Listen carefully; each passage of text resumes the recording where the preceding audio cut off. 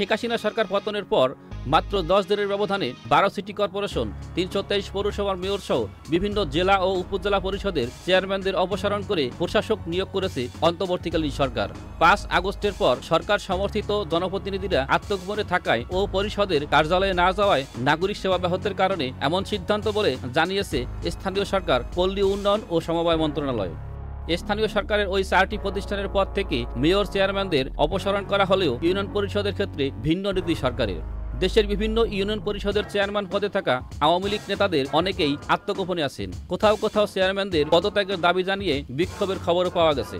এমন অবস্থায় 19 আগস্ট সোমবার স্থানীয় সরকার, পল্লী উন্নয়ন ও সমবায় উপদেষ্টা হাসান আরিফ জানান, ইউনিয়ন পরিষদগুলোর চেয়ারম্যানদের এখনই অপসারণ করা হচ্ছে না। এক্ষেত্রে যেসব জায়গায় চেয়ারম্যানরা অনুপস্থিত রয়েছেন সেখানে কাজ চালিয়ে নিতে প্যানেল চেয়ারম্যানদের দায়িত্ব পালন করতে পরিপত্র জারি করেছে সরকার।